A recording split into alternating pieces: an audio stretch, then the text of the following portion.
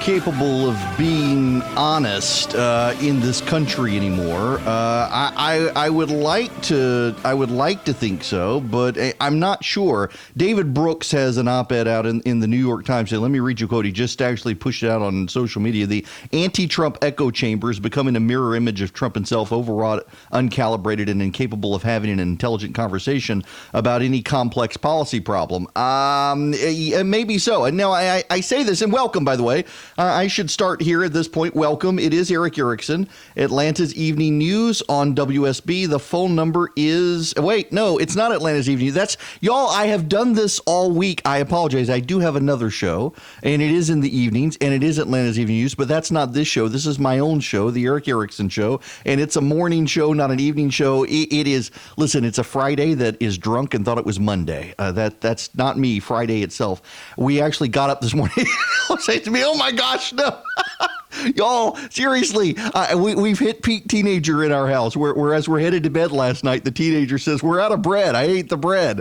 Well, you're thinking, well, make her start it. But the problem is it's not hers, it's her brother's. So I had to, at midnight last night, decide, do I want to go to Ghetto Kroger and get mugged in the parking lot, or do I want to wait for Publix to get up this morning? And I wound up stewing over that. Got up this morning, had to scramble around. I'm still behind in show prep because I had to go buy bread so that the 11-year-old would have a sandwich for lunch at school today because the 14-year-old ate all the bread. It's just one of those days. You'll have to bear with me. We'll get through this together. The phone number here on the Erick Erickson Show, if you would like to be a part of the program, is 877-97-ERIC, 877-973-7425. Listen, y'all, I just keep it real. Now, this has been, the reason I say we can't actually have a nonpartisan conversation here is not me, and it's probably not most of you listening. We should be capable of having a conversation that recognizes some facts that people don't want to actually give credit for. But it is a fact. We have the jobless economy report right now. They were expecting 160,000 jobs to be created. What was created was 145,000 jobs. The unemployment rate is holding steady at 3.5%. There are a record number of Americans working, and this is actually a good thing. We've got record unemployment. We have record. We've got record growth in the stock market. 401ks are doing well. I don't know about your 409. I assume your 409, if you've got one, is doing well as well. The president killed the number one bad guy on the planet. The Iranian response to it is functionally impotent. And I am assuming that people are going to be able to, oh, who am I kidding? They're not going to be able to give the president credit for this. This was a really good week for the president of the United States. It was a really good week for the president. It is a week where the president of the United States was able to come out and look like a statesman. The president of the United States was able to come out and say, hey, we got rid of the guy who is destabilizing the Middle East. The Iranian response was they literally pounded sand. The Iranians sent 15 missiles, 4 broke apart in air, a 5th exploded or landed and broke up without exploding. 10 of them landed at Al Asad Air Base. There was no loss of life. They literally blew up sand dunes. There were a couple of pieces of infrastructure that were vacant, that were blown up. The Iranians have now come out and said, oh, we meant to do that. We meant to blow up sand dunes. The Iranians, we now know, shot down Ukraine's airline. And the media pivot is awfully gross. The media pivot is to attack and say that President Trump caused the plane to go down. Y'all, this is actually pretty striking. Donald Trump caused climate change to commit 200 plus acts of arson in Australia. Donald Trump caused the Iranians to shoot down a commercial jetliner. And Donald Trump apparently is to blame for the movie Cats. I mean, he's got to be. It's that awful. Surely he's to blame for the movie Cats as well. Y'all. And now you know what the media is outraged about? Let me play you. Let me reroute my sound here to make sure you're going to be able to hear this audio. I want to play you. The Donald Trump, we've got lots of lines from the rally last night. But I want to play you this particular soundbite that has the media apoplectic about Donald Trump this morning. This is the latest thing they're complaining about. Listen to the President of the United States. But they want to have open borders. They want to have sanctuary cities. The radical Democrats have never been more extreme than they are right now. They are stone cold crazy. You know, it's interesting, as I'm saying this stuff, you know, they want crime, they want chaos. I'm saying all this stuff, and then I say, gee, now I sort of understand why they hate me, right? But it's true, it's true. Their policies are a disaster. They're bad politicians, and they have horrible policies. But what they do, they stick together, and they're vicious. They're vicious, horrible people. I didn't used to say that. They're horrible people. What they do to people is a disgrace, but they stick together. Now, the Republicans, thank you very much, the Republicans, my man, the Republicans, we were 196-0 in the House, and I have a feeling the Senate's going to be great also. 196-0, and we took in 3 Democrats. That was the president speaking at his rally last night. The media is upset. He called the Democrats vicious, horrible people. Where was the media when Hillary Clinton was calling Trump's voters deplorable? Where was the media? Because I distinctly remember the media talking about it, but not with sustained outrage. The President of the United States tells people the Democrats are vicious, horrible people, and that's all the media wants to talk about this morning. Do you know why it's all the media? Well, they want to talk about Megxit, too. Meghan Markle, Prince Harry leaving Britain, big, you know, we fought a revolution so we wouldn't have to care about these people, and every American seems to care about them. But the media wants to talk about that, and they want to talk about the president calling Democrats vicious, horrible people in a way they never wanted to talk about the Democrats calling Trump voters deplorable. Yes, I'm talking fast. I'm wound up. I'll slow down. That's what they want to fixate on today, because they can't fixate on the last week. They can't really talk about the last week. To the extent they talk about the last week, they've got to now blame the President of the United States for taking down an airliner that he had nothing to do with. They've got to try to find something to blame the president about, because he had a really, really good week. He had a really good week. He got rid of the strategic genius behind Iran's advancement in the Middle East. The Iranians responded impotently.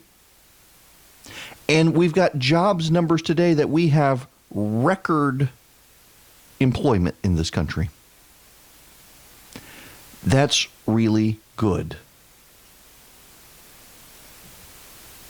That's really good. And yet the media can't bring themselves to say it. The media at this point is completely polluted with partisans against the president. You know, my morning piece, I had a moment of brilliance yesterday. Yeah, it is rare, y'all. It is rare for me. You know, I have hit 44 and dad brain and getting old and firing on all these cylinders. It's listen, I had a moment of brilliance yesterday. Let me share with you some of my moment of brilliance.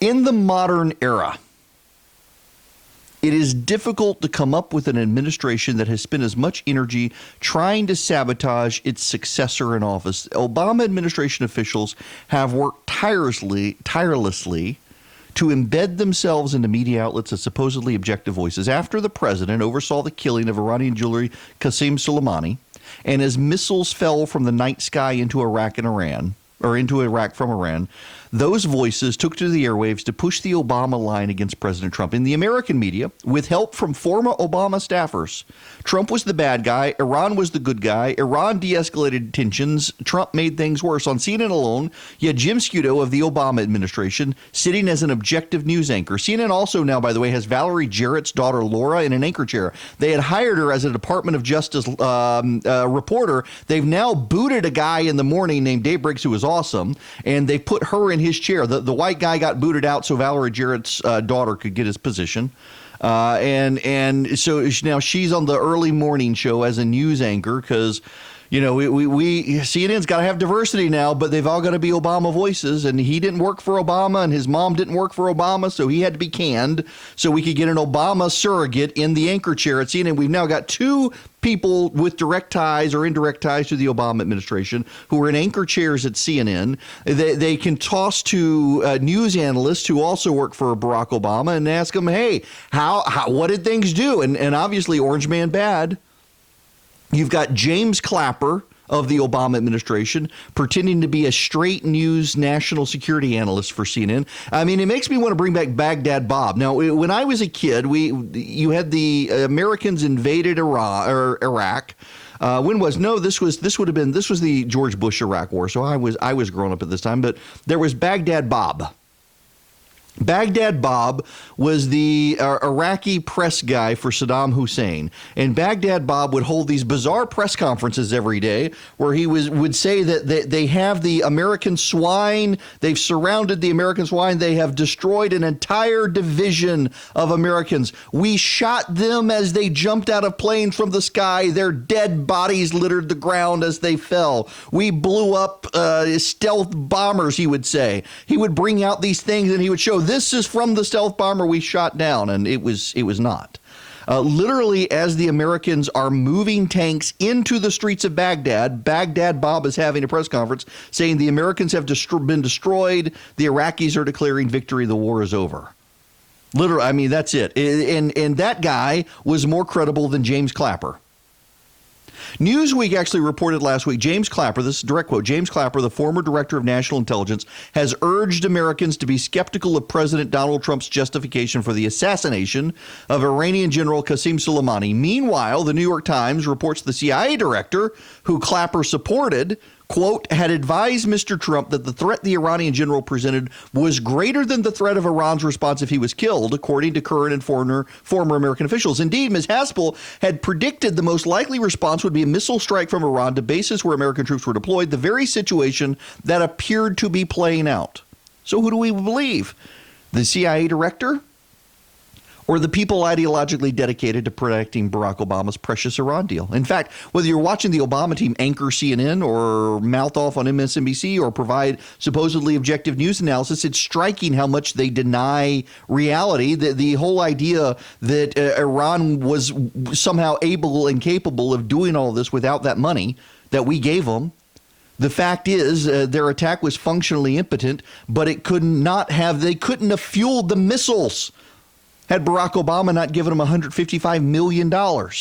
We gave them that money. In 2015, in defense of the deal, Secretary of State John Kerry told CNBC some of Iran's money would go to terrorist groups. Here's a direct quote from John Kerry in 2015.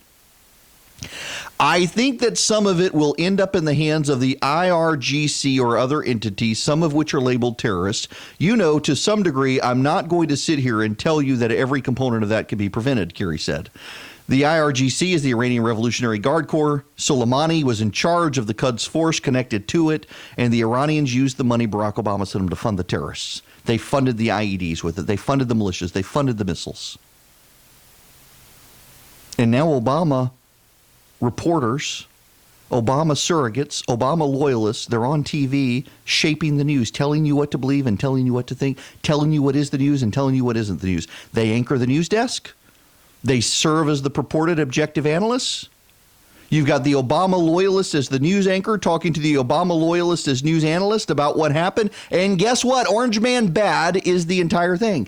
The president of the United States killed Iran's top man. The Iranians couldn't respond functionally to it. And the jobs report is good. Unemployment is a record low.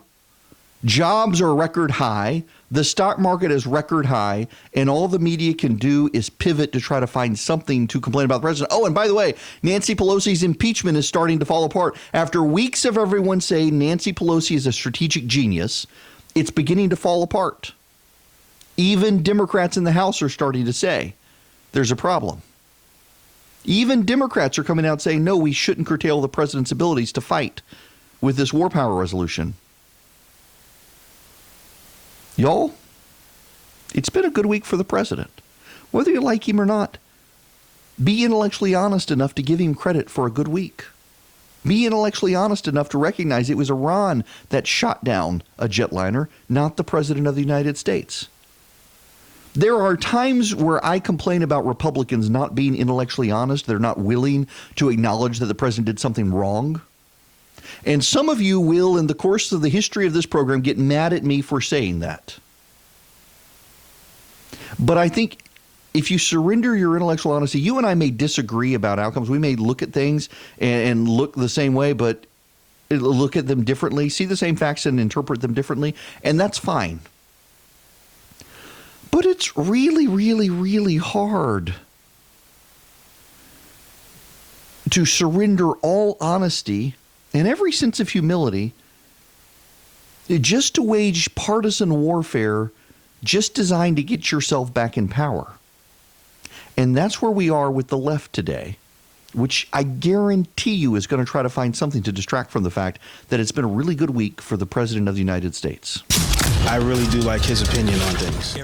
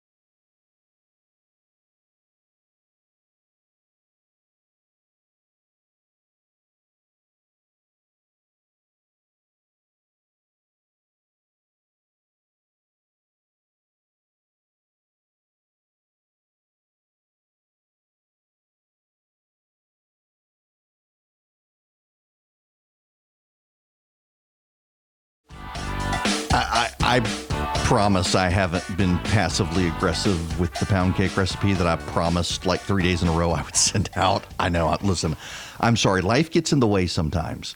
Life gets in the way. I will get it to you, though. I want to play some audio for you. This is Katie Simpson. She's with Canadian Broadcasting Corporation. Let's start with the Canadians. We'll move to the Americans. I think a significant question that Canadians, particularly the families of these victims, are going to have is, are 63 Canadians dead because of the unintended consequences of a decision made by the U.S. president? And that's going to be a big question, because there have been very significant questions and concerns raised here in Washington about why the United States decided to act. Why did it decide to kill Iran's top general when it did?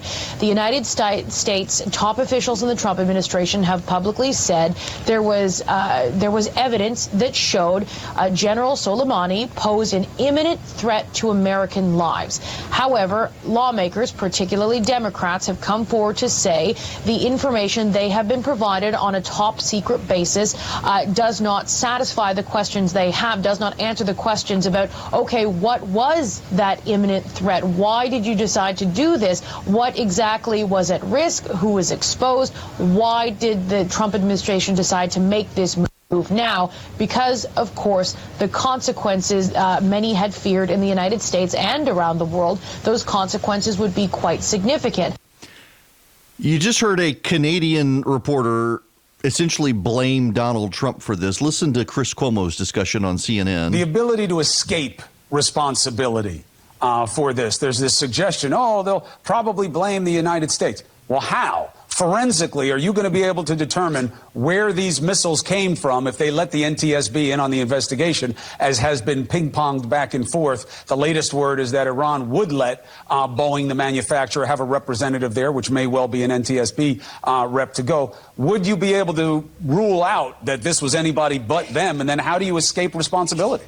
Well, you would be able to rule out who it wasn't. Right. I don't know if you'd say who it was or why they did what they did, but it's definitely, we can do rebuilds. If you remember the MH17 accident, that was a different missile. It was I believe it was the MR56 Buk missile, but that was a different set. It was much more sophisticated. But at the same time, we were able to reconstruct it, show exactly where those penetrations went in, where they came from. And in fact, we know that it was 3 meters from the cockpit when that explosion happened and sending shrapnel into the airplane. So from this, we can take that shrapnel, take that aircraft and those pieces and do a reconstruction, find out nearly exactly where it exploded and the direction and which way it came from. So the facts will show who has to own this. Whether it will be owned and what it means going forward, we're going to take up later in the show. 30. But it's not in dispute at this point that the Iranians are the ones who launched the missiles to shut it down. The United States did not blow up an airliner. But if you listen to most of the press coverage, you would think Donald Trump is personally responsible 15. for blowing up a Ukrainian airliner leaving Iran, which is absolutely 10. not true. Trump derangement syndrome is polluting the press.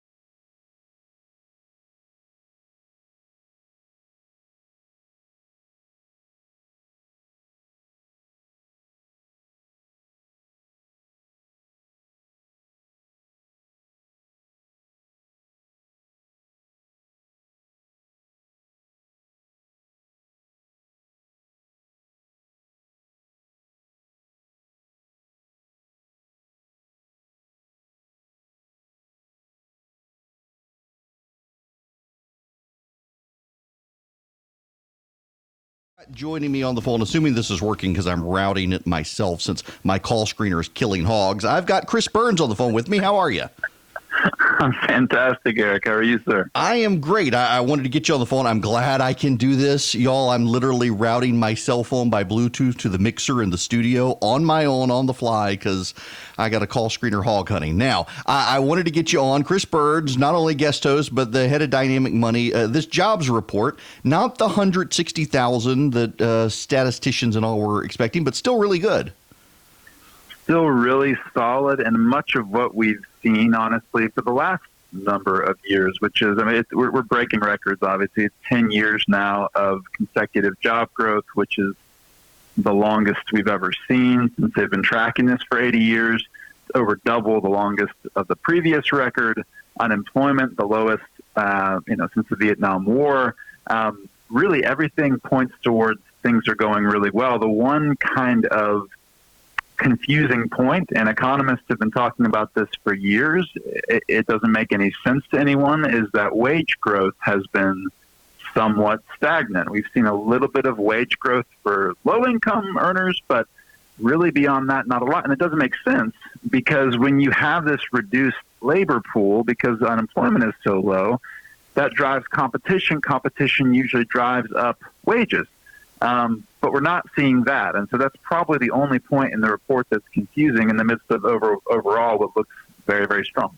Yeah, that is in the free market. It does seem to be that. I mean, we hear these reports, and in fact, I guess we're seeing that story now that even Taco Bell is having to pay some managers of stores now upwards of $100,000 in some markets. So, and the minimum wage does seem to be rising, but it really isn't what a lot of people have expected. That is kind of weird.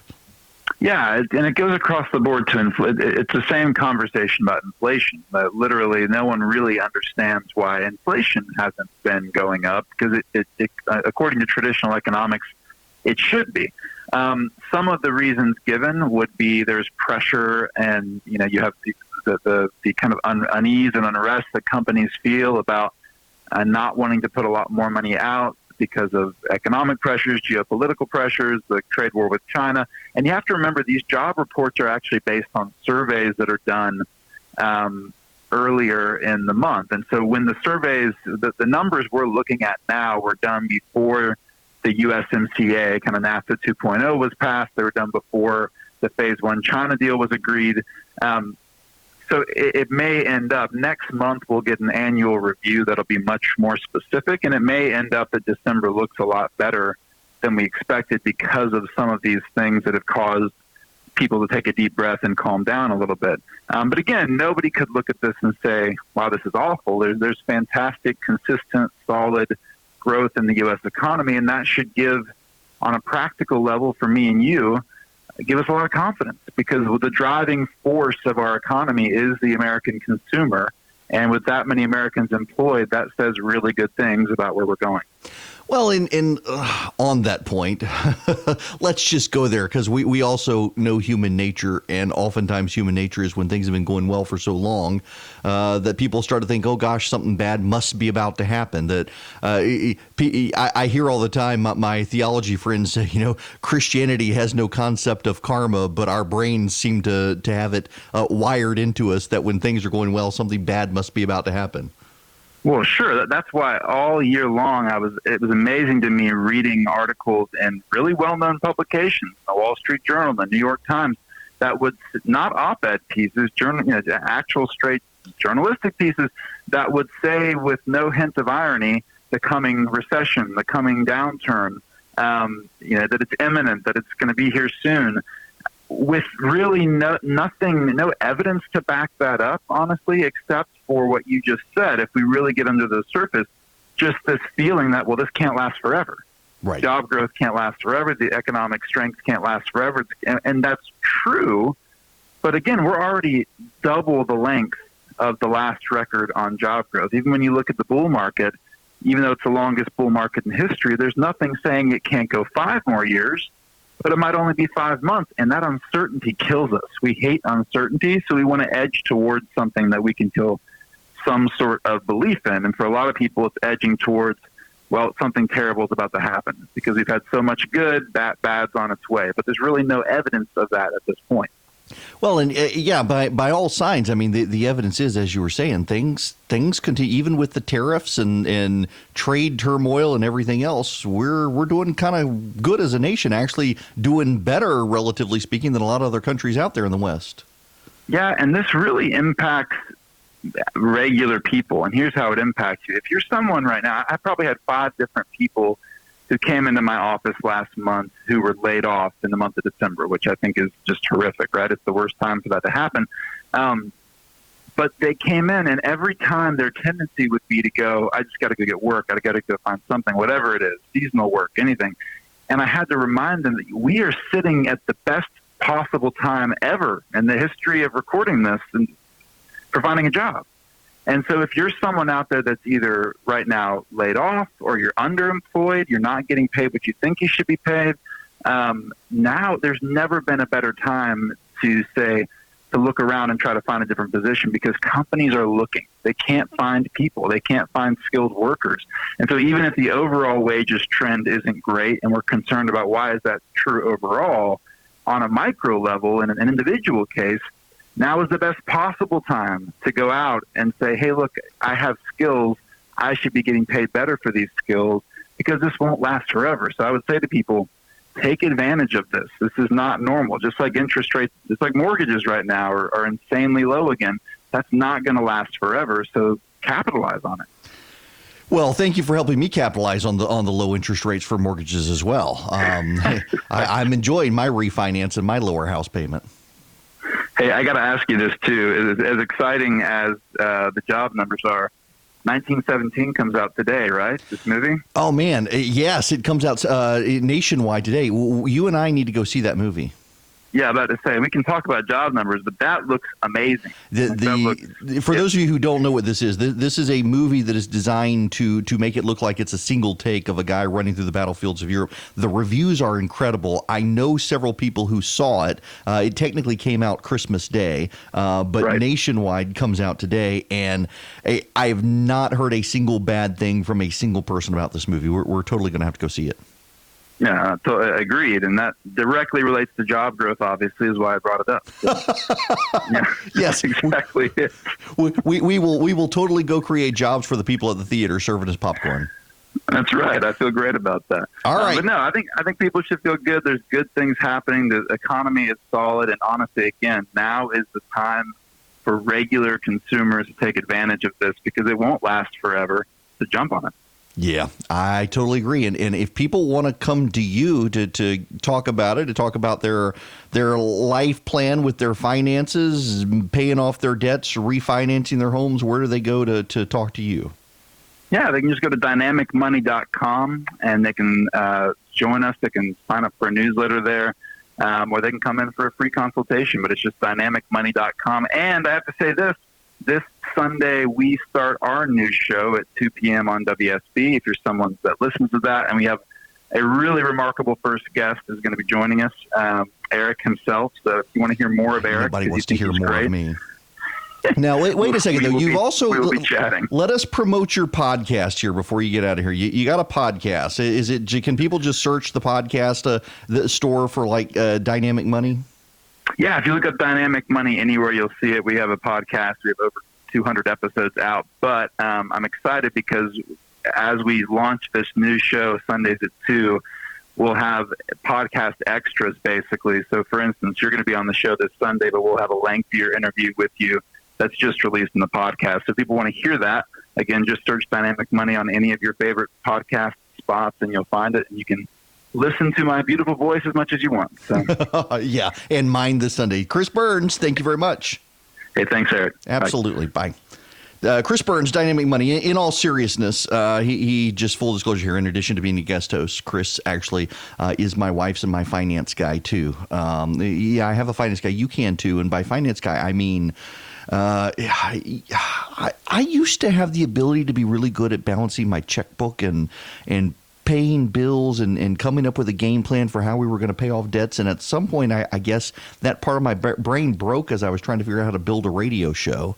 and we were headed down the path of doing the Dave Ramsey thing, and several people, I didn't know Chris at the time, but several people who I know who I worked with said, instead of doing that, why don't you talk to this guy, Chris Burns? He actually has a show on my Atlanta affiliate, and I did. We hit it off. He's great, and he basically takes you through one-on-one, he and his team, the same ways of learning how to budget and learning how to pay off debt and all that.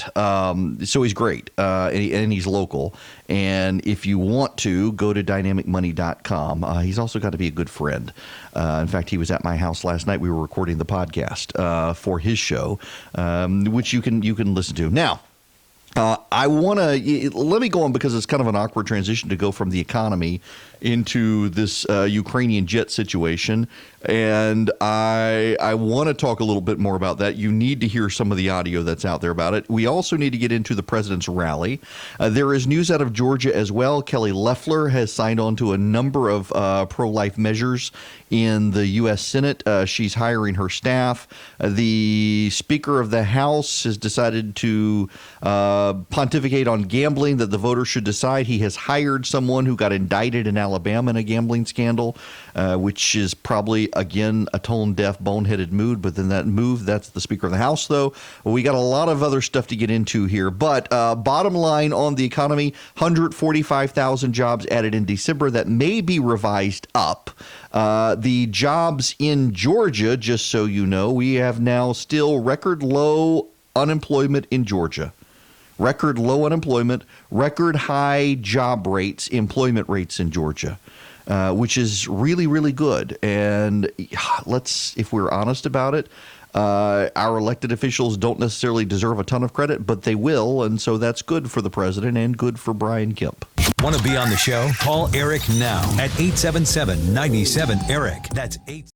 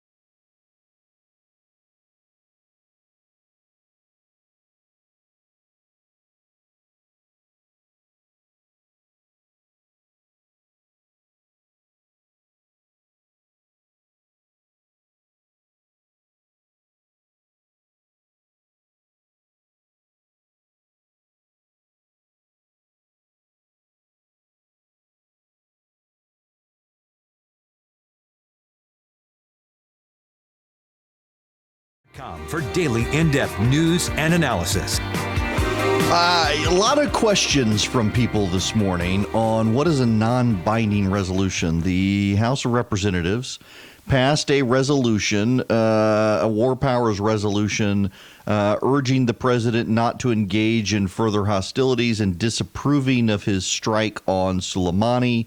House Democrats also want to pass a resolution and It's non-binding. So what's the difference between the two? Well, a resolution can have the force of law, but a resolution that has the force of law has to have legal language in it compelling someone to either do something or refrain from doing something, and has to be passed by both houses of Congress. The non-binding resolution from the House was just a sense of the House saying "Orange Man bad," essentially, is what it said.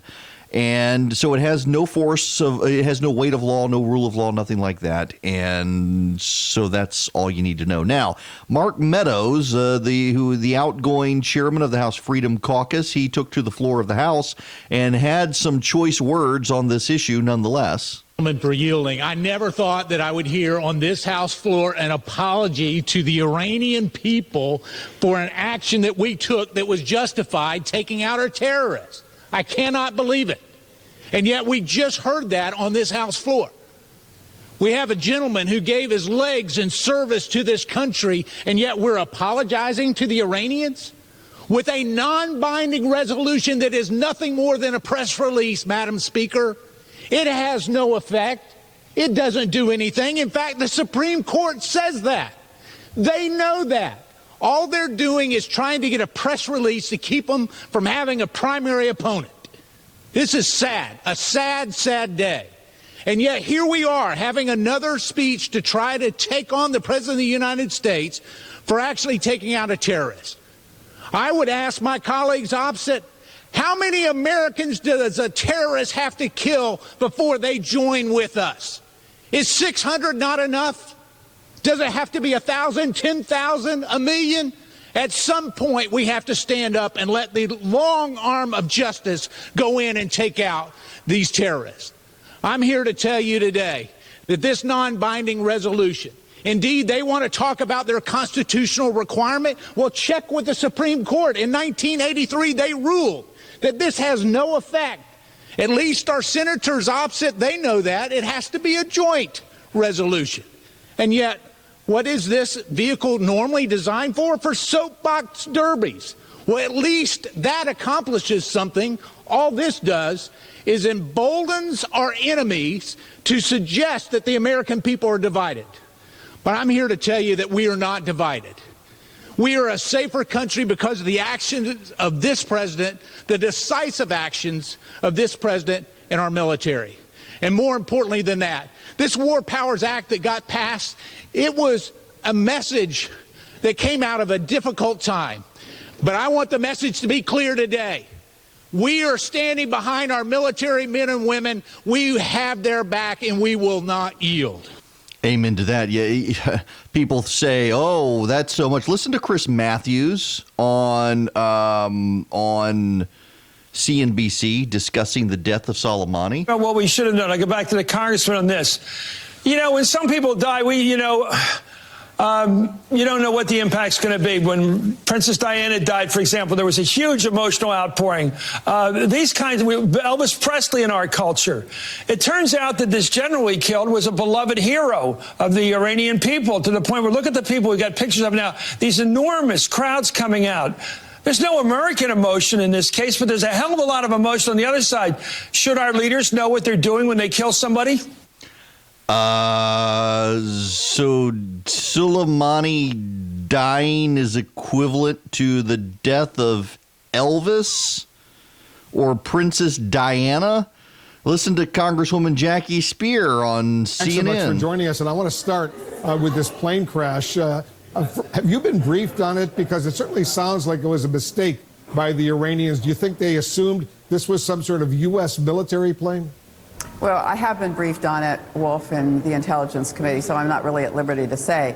But if what is being projected is true, this is yet another example of collateral damage from the actions that have been taken in a provocative way by the President of the United States. So it's his fault. It is his fault. Well, I want to play you more of this. This again, Congresswoman Speer, very anti-Republican, anti-Donald Trump, on with Wolf Blitzer on CNN. Have you been briefed on it? Because it certainly sounds like it was a mistake by the Iranians. Do you think they assumed this was some sort of U.S. military plane? Well, I have been briefed on it, Wolf, in the Intelligence Committee, so I'm not really at liberty to say. But if what is being projected is true, this is yet another example of collateral damage from the actions that have been taken in a provocative way by the President of the United States. Well, is this type of miscalculation, let's say, on the part of the Iranians more likely now to result in even heightened tensions? I would say that the continued saber rattling by the president doesn't help us. I also feel strongly that by taking out General Soleimani, that did not somehow rid us of any of the planning that the Iranians would be doing, or that the Shia militia that is throughout the region is also engaged in doing. And we also have the leader of the Shia militia who was assassinated as well, that may be the subject of some efforts to seek revenge. This needs to be de-escalated. The president needs to stop saber rattling. He needs to find a way to use our allies to find a means by not just tamping this down, but getting Iran to the table where we can renegotiate a joint agreement on the use of nuclear weapons and move forward in a manner that is not as bellicose as the president has been as he addresses Iran. Iran has been a bad actor. Soleimani was a bad actor. But there are many people in that region and around the world that are bad actors. We have to find a way to live together and attempt to move towards peace. We did that. We killed Soleimani, who was one of the chief people responsible for there not being peace in the Middle East. You know, what is striking, and I got hate mail yesterday after this program. I actually did. Yes, I did get hate mail after this program yesterday because I said something that really made a couple of people mad. It was more than one person, and I clearly incited people for saying this. And it's actually a true statement. It is a statement of fact that Donald Trump is the first president in the 21st century to not start a war in the Middle East and North Africa. That's actually a statement of fact. George W. Bush went to war in Afghanistan and Iraq. Barack Obama went to war in Libya and committed troops to Syria.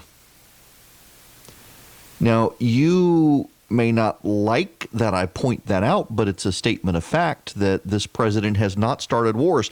You all thought he was going to start a war last week. The number of people on television who were saying this was going to start World War III and it didn't. I mean, these people should never be listened to again. The number of people who were committed to the idea that he was going to start World War III. 30. Don't listen to him again. And he hasn't. And the fact that I got hate mail for pointing that out from people who think I'm delusional, no, it's actually a statement of fact. It is a statement of fact. And Trump derangement syndrome is a real thing. When we come back, the president had a big rally last night. I've got lots of audio I want to walk through. And we've got Georgia news we need to talk about as well.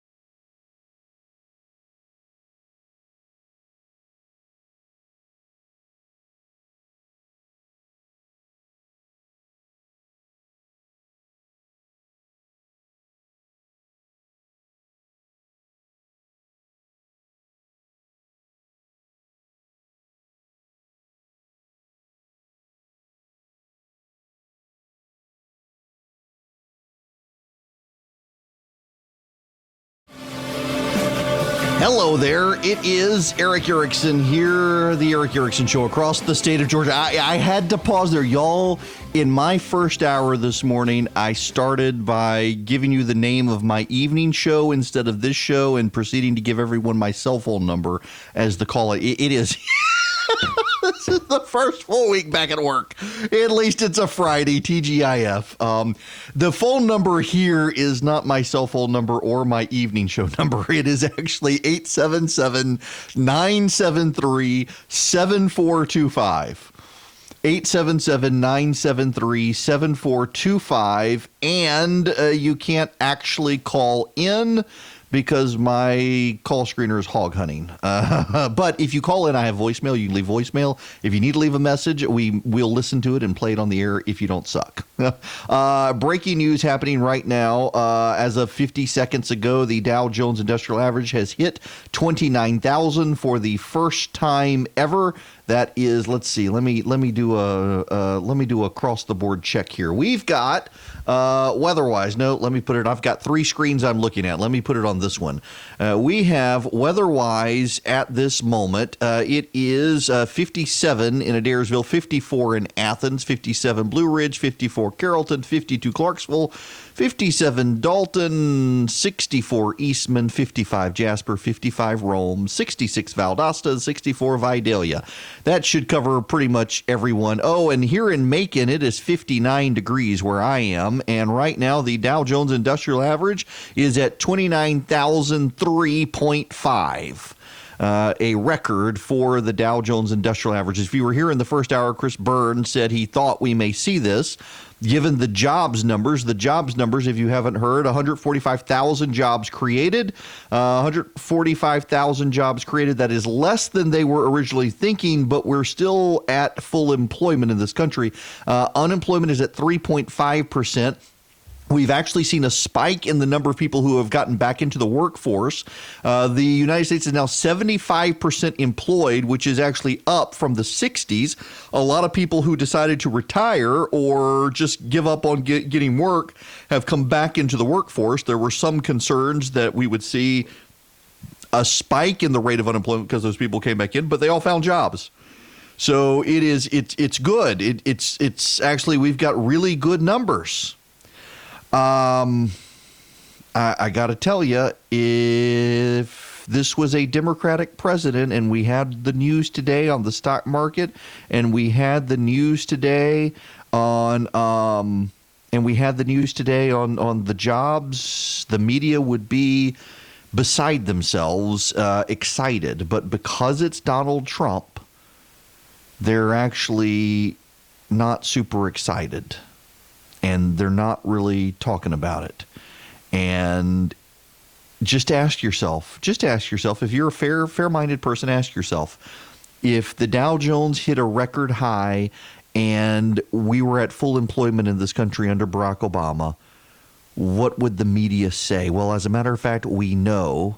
Because when unemployment started going down after the Great Recession of 2008 into 2010, 2011, when the economy started doing better and the Dow Jones started going back up, the media was breathlessly covering it on a daily basis with all sorts of excitement. And now they can't because Orange Man bad, and they can't give the president credit because they are involved in trying to destroy the president of the United States. Give the president enough room and he's going to say something that undermines himself. And right now, the media is not even doing that. They are just rapidly trying to go after the president himself. And that's actually making the president look good because so many people distrust the media in this country. It's fascinating. Now, I need to pause here because I need to do an important announcement for every single person listening to this program, wherever you are in the state of Georgia. Those of you who are watching on Facebook Live, YouTube, Twitter, wherever, I apologize if you're national. I know we have somehow developed a national audience because I get emails from people around. But for those of you in Georgia, whatever station you are listening to my voice on right now, please, seriously, this is not a promotion of your local radio station or whatnot. This is actually serious. We are expecting a weather system to come into the state of Georgia overnight tonight. And it's going to be bad. They are starting to see meteorologists. I was talking to one this morning, and he said they're starting to see some signs of it scaling back, that it's not going to be as strong as they were originally expecting. It slowed down. It lost some energy. But there is still a chance of tornadoes and wind gusts and severe thunderstorms on Saturday afternoon. They will not know for sure the strength of this storm until it comes through, and it's going to mostly affect people from Tifton north. Macon for sure is going to get rain. The further north you are, apparently it's going to be even stronger. So, for example, I'm looking right now in Rome. It appears tomorrow there's going to be a 90% chance of thunderstorms, not just rain, but thunderstorms. In Macon right now, where I am, it is suggesting that the rain is going to start a little bit this evening, and there's a 50% chance of thunderstorms that actually intensify over the next several days. North Georgia tends to have a 90% chance of rain and thunderstorms. You go to the east, like Clarksville, is going to have a 60% chance tomorrow. And then where is Athens in this list that I've got? Yeah, in Athens, a 60% chance. But if you're in Jasper, if you're in Dalton, if you're in Rome, like Dalton, for example, has a 100% chance of severe thunderstorms tomorrow. So just please stick with your local station wherever you are tomorrow. If you got satellite, the clouds are going to be so thick you're not going to be able to get TV. If you got batteries, put them in a radio because the storms are coming. And they are expected to be very strong. And the further north in Georgia you are, the worse they're expected to be. So I want to make sure I put in that housekeeping note for you. I don't like to overhype weather. I don't do the weather for you unless there's something to say, "What, I'm not going to be on the radio tomorrow." But I feel very strongly with the meteorologist I've been talking to about the weather system that's coming in tomorrow. It's warm and pleasant today, and that just means we're going to get some terrible storms tomorrow. So be careful on the roads and make sure you're listening to your radio station that you can get when your satellite TV or your cable lines collapse. Now, we will move into other news. The President of the United States had a rally last night. I want to play some of the audio from him on the campaign trail. The White House is trying to get him out there more and do more rallies and begin to start shaping up the Democratic field. There is increasing confidence within the White House, you should know, among the political team. They actually do think now Joe Biden probably has a lock on the Democratic nomination. They're not yet addressing that. They're focusing on the other candidates, but increasingly it looks like even this now rise of Bernie Sanders, which we will get to here in a bit, they think that it's probably going to wind up being Joe Biden. Now, here's the president on the campaign trail last night at his rally.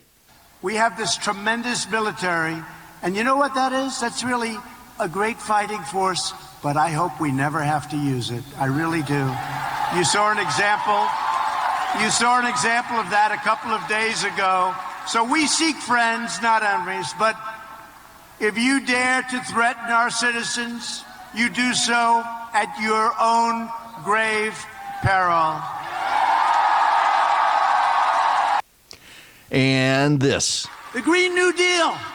That's a beauty. You know, it's amazing, though. I see this congressman that's been there. He has white hair, beautiful white hair. Nope, it's not you. And he's with AOC. And he's saying, yes, we have to go with the Green New Deal. And I'm saying, is this guy for real? I don't know if he believes it. He's been around for 20 years in Congress. I've seen him. I know him a little bit. And he's acting like he actually believes it. But we're going to just take our time and we're going to relax. And about 3-4, you're going to join some rallies about a month before. You're going to hear the real facts. But I'm tired of talking them out of things 10 months before the election.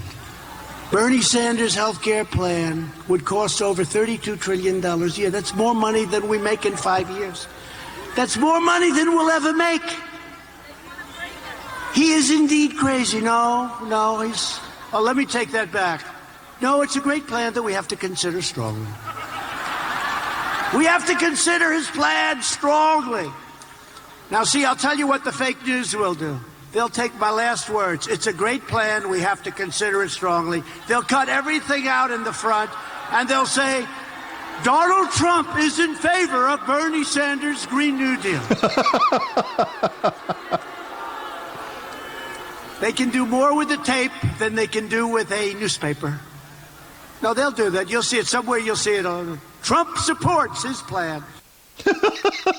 Okay, can I be really honest with you guys when I do show? Trust me, I am a professional. I do this for a living, but I've gotten to the point where I don't actually listen to the president's sound bites before I play them.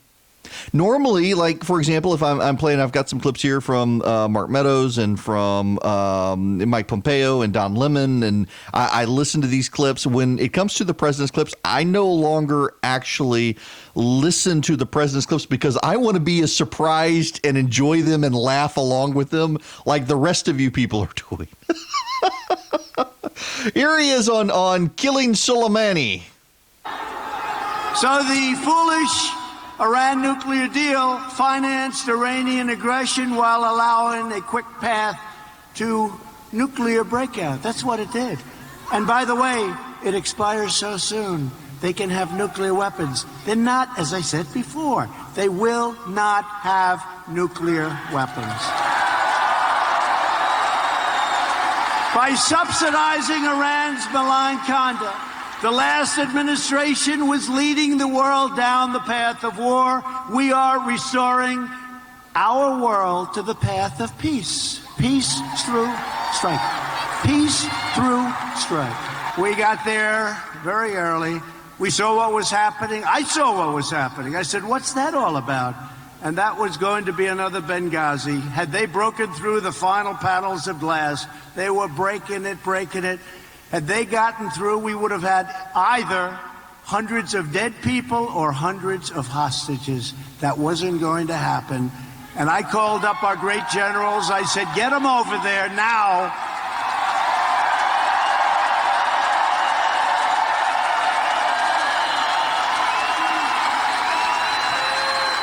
And one of our leaders, one of our really admired people, said, sir, we'll have them there tomorrow. I said, nope.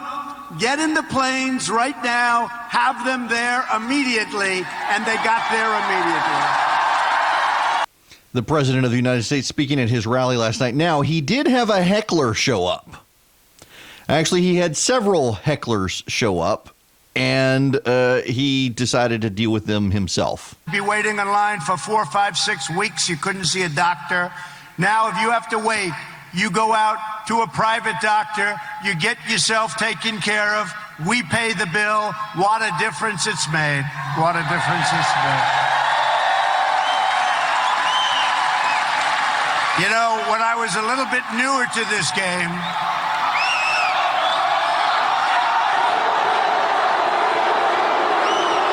the heckling starts in the back, and the crowd decides to drown them out.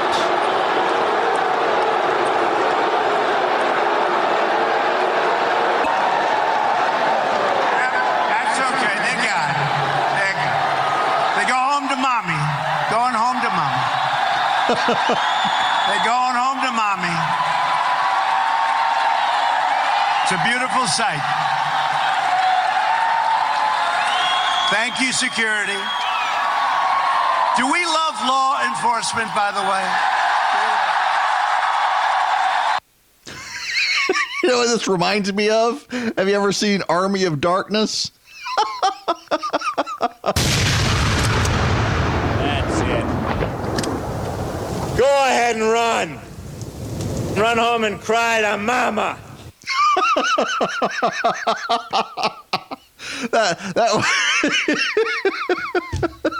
The President of the United States last night telling his hecklers, go home to mama. Go home to mama. Security escorted them out so they could go home to mama. We got a little more rallying that we should listen to, some of his statements last night. We need to pivot into some Georgia news, though. The legislature convenes beginning Monday. You got the legislature in session, and you've got David Ralston beginning to give interviews. You've got the Republican opposition to David Ralston beginning to fire up again. You've got a lot of stuff happening in Atlanta and in Washington with Kelly Loeffler, David Perdue, the House Georgia delegation. You've even got the Georgia water wars with Florida and Alabama, Florida and Alabama headed back to the Supreme Court. We'll get into lots of that when we come back. As both sides target Georgia for 2020, Eric gives you the news you need from a Georgia perspective.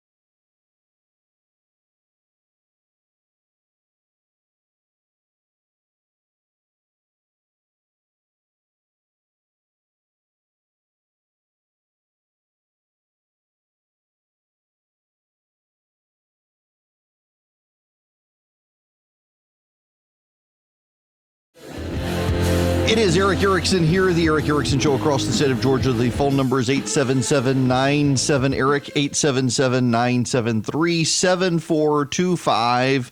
The president wanted to talk about the USMCA. The House Democrats are now pressuring the Senate to get it passed. It looks like the Senate is going to pass it and the president will sign it. Here's what he told the crowd last night. I immediately canceled the Obama administration's job-killing catastrophe, which would have dealt a death blow to the United States auto industry, the Trans-Pacific Partnership. It was a disaster. That was going to be worse than NAFTA. NAFTA, I always say the worst deal. I think that would have been worse. It would have taken the car industry. It would have taken many of your industries. That was a setup for the United States to get fleeced. The USMCA will save the American auto industry and create over 100,000 new auto jobs, and our factories will not be closing and moving to other faraway lands. We'll keep them right here if that's okay.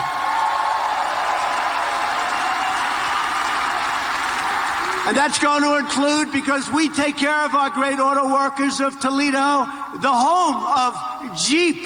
How good is Jeep? And here's a little more. For decades, career politicians promised to defend the workers of Ohio. And then they went to Washington and voted for the same globalist policies that devastated your communities and shipped away your jobs. You know that better than anybody. Ohio knows that. But the betrayal of Ohio workers and U.S. workers ended the day I took the oath of office. And you see that because you're setting records. Ohio is going to be a big battleground for the president. So he's got this economic message. And, you know, you look at the jobs reports right now. Ohio is doing very, very well with his with jobs and wages. Chris Burns was here at 9:30 this morning to talk about the jobs report. One of the things he noted is that economists are still scratching their heads. They don't have a real explanation for it. Why are wages largely stagnant? And why isn't inflation on the rise? And no one seems to have a good explanation for it because we know enough about the way markets work and whatnot that they should be. Inflation should be on the rise. Wages should be on the rise, and they're not. But in some segments of the economy, wages are on the rise. In fact, in the service industry, and in fact, in the lower middle class, wages are rising more rapidly than anyone else, which actually is a good thing. Unemployment has reached the lowest level in over 51 years.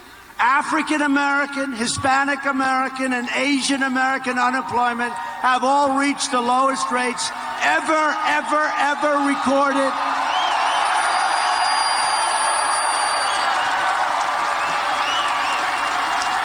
Wages are rising fast. They're going up very fast.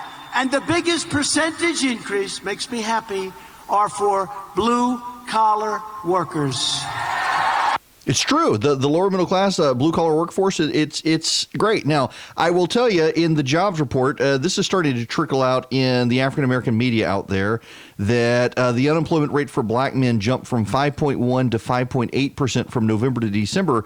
The shareholding jobs was steady at 64.6%. Here's what you need to understand as this becomes circulated as a hit against the president. Why did the unemployment rate for black men jump from 5.1% to 5.8%?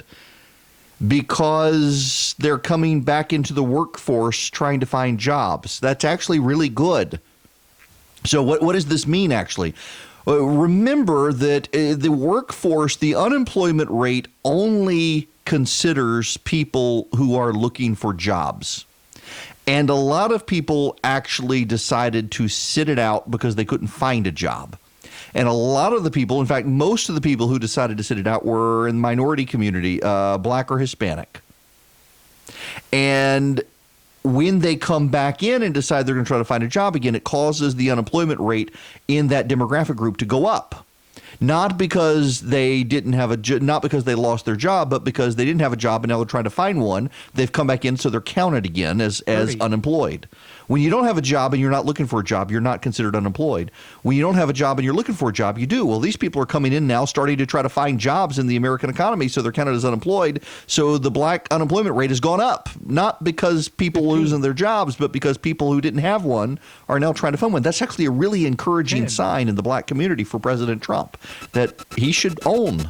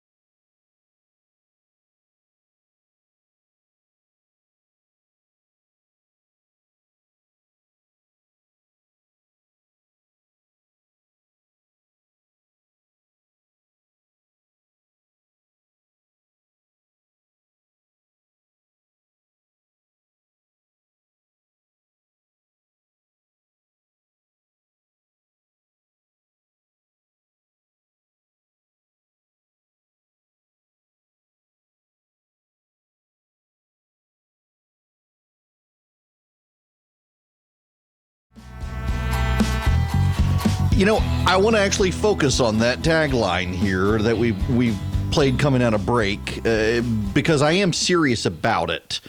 And we're building a statewide network of stations, and we will actually have a few more stations coming on soon. And there is strength in numbers. Our state legislature begins meeting on Monday. It is an election year, so they don't want to have a major controversial legislative session. The governor has promised some things on gun legislation conservatives will like. There will be some spending issues. They're going to try to put a gambling issue before the voters. Interestingly enough, the Speaker of the House saying the voters should vote on the gambling stuff has hired a guy to help keep the House who was indicted in Alabama for a legislative gambling corruption probe. The Speaker of the House in Georgia is the gift that just keeps on giving to the Democrats. It's almost like he wants the Republicans to lose seats in the House because he knows that his strength these days is coming from the Democrats backing him, not the Republicans.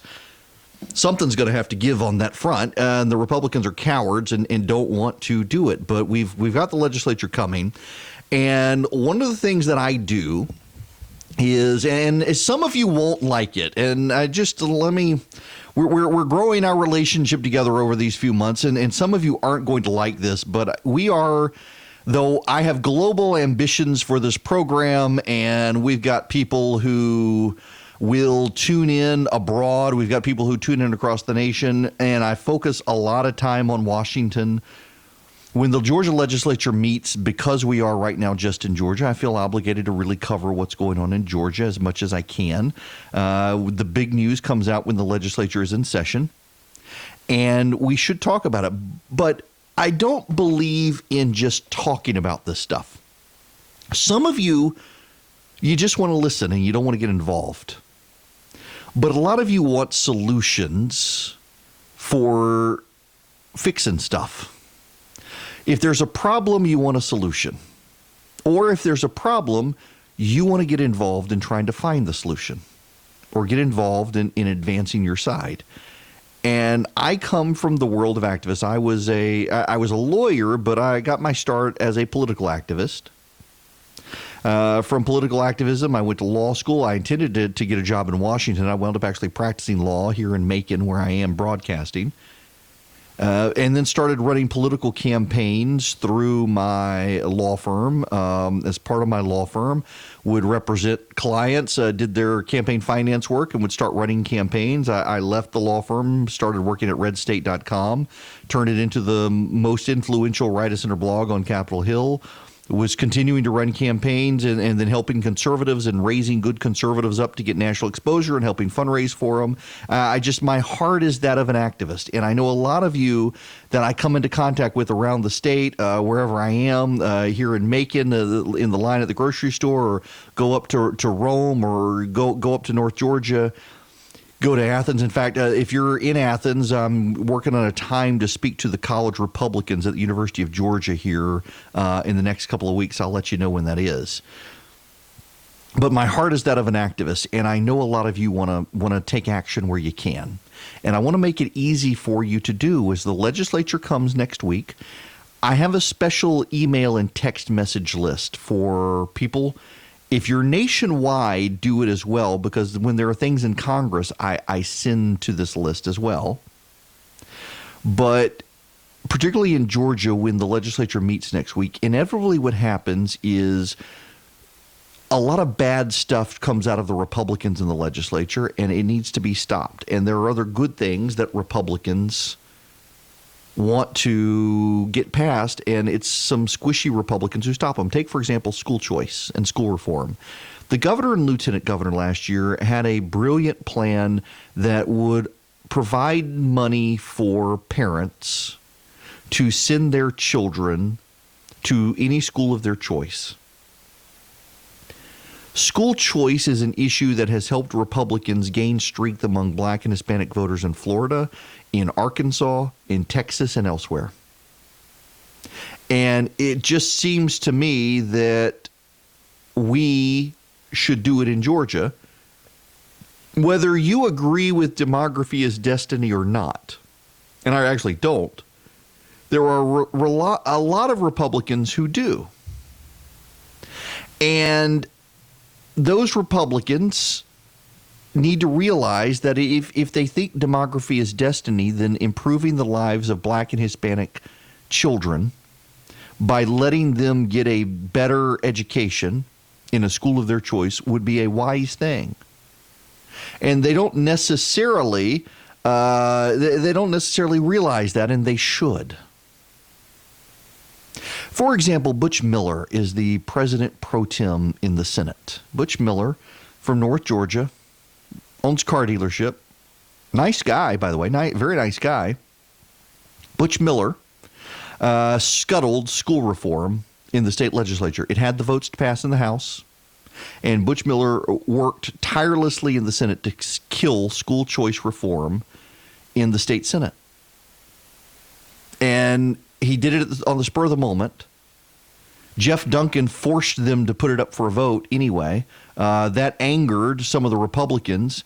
It angered the Republicans because they don't like to. The tradition with Casey Cagle and the state legislature was that if there was a vote and you didn't think the Republicans had a majority support to pass it, you wouldn't put it to a vote because you didn't want to expose any of the Republicans. Jeff Duncan wanted to expose the Republicans who did not support school choice and school reform, and so he put it up for a vote.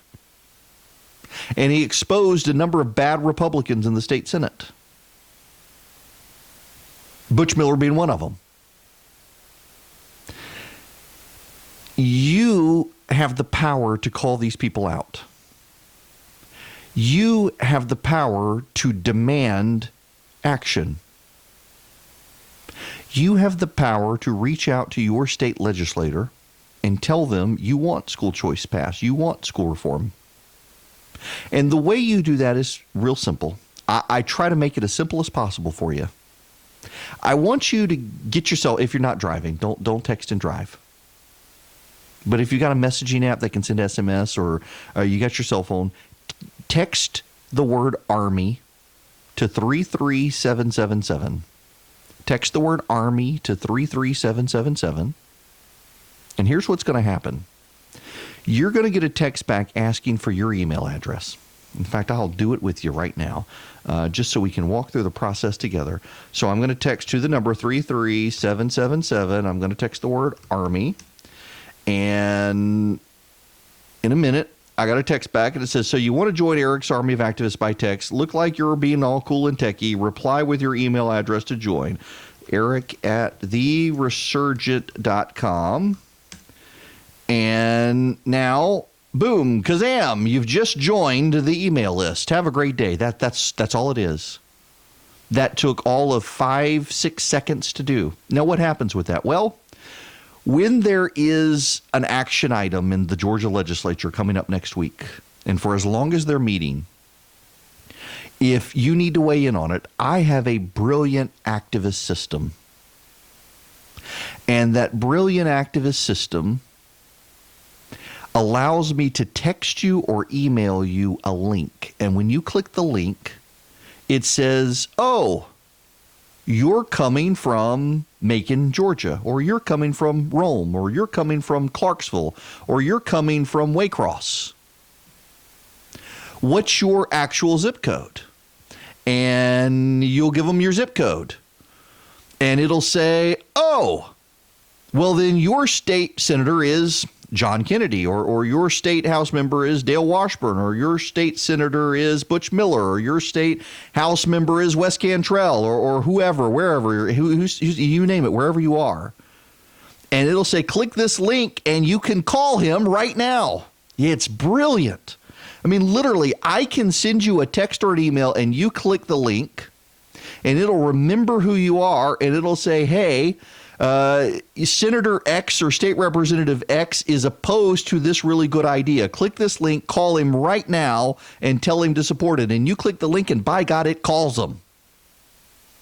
And you'll hear my voice say, I'm going to connect you to your state senator or your state House member, and you tell him to support House Bill 318 or Senate Resolution 5, whatever it is. And sure enough, you hear my voice, I tell you that, the phone rings, and you have, this is State Senator so-and-so's office, how can I help you? And you tell them. Now, why? Here's what you need to understand about the way our state legislature in Georgia works. Our state legislature in Georgia works very hard to keep you from being able to contact your state legislator during the session. It becomes really hard for you to contact them during the session, and that's by design because the leadership in the House and the Senate wants them in a bubble. In fact, I was told by a conservative member of the House last year that the Speaker of the House, David Ralston, works really, really hard to make sure that the conservatives are never in the same room together because he's afraid that they will collaborate like they did on the resolution to get rid of him that they're trying to get signatures for. And so they work very, very hard to keep everybody separated and only get their information from the leadership in the House and the Senate. And they work very hard to make sure they can't get a hold of you. So when you're calling the state legislature when there's an issue and the phone lines go down, that matters because it rarely happens. And you may not be able to get through to your state senator or your state House member, but you get to their office. Now, the other really cool thing about this system that I've got, and by the way, I pay for this out of my own pocket. My show in Atlanta doesn't pay for it. This show does not pay for it. I pay for the system out of my own pocket. It just went up on me. It's like $800 a month, and I pay for it out of my own pocket because I want you to be able to contact your member of Congress or your state legislature, in some cases a mayor or a city council, depending on the issue. Anywhere in the nation, when there's an issue, and I think conservative activists need to be involved, that's what I do. I want to be able to help you. I don't want to just make you laugh. I don't want to entertain you. I don't want to give you the news. I want you to be able to get involved. There is no sense in life of you yelling at the radio because they're doing something stupid or writing an angry letter when, by God, I can empower you to pick up the phone and tell them vote for this or don't vote for this. And by the way, I'm your constituent and I will make your life a living hell if you don't do what I want to do, what I want you to do. Now, some people don't like it when I put it that bluntly. But the fact of the matter is these people in Atlanta work for you.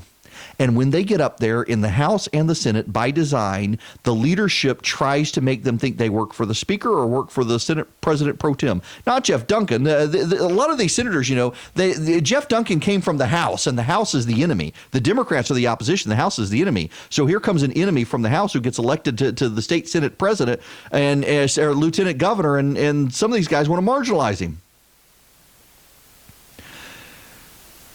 Y'all have the power to take action, and you're going to need it this year.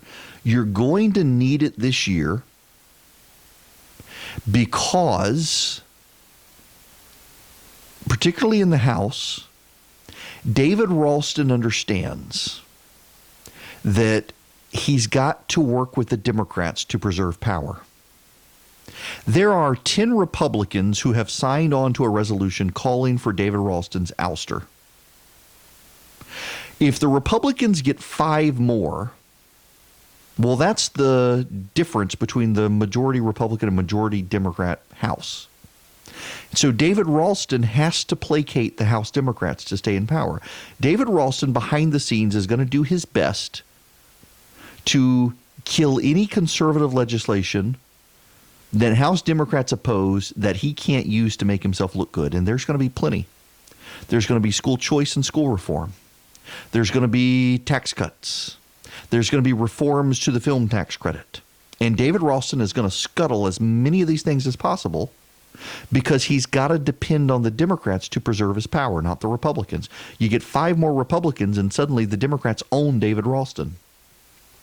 And so what you have to do is you got to be willing to pick up the phone and you got to be willing to take action. And we're going to talk about the film tax credit because there's more. There's more of the audit has been released and it's really bad. And I support the film tax credit, but it's really bad, and we need to talk about it. You need to get educated on this issue because it's going to be a dominating issue in the legislature, I suspect. I need to get Lindsey Tippins to come on the show and talk to us about it. He's the guy who really raised the issue. We've now got the audit. We've got 2 reports that have come out. All of them say the film tax credit actually doesn't stimulate the economy as much as its proponents say. There's going to have to be some reform to a program that is now almost a $1 billion program. And the speaker's going to want to scuttle it. But that's not just it. It's school choice. School choice. He's going to work to kill school choice. They're going to work to kill conservative legislation.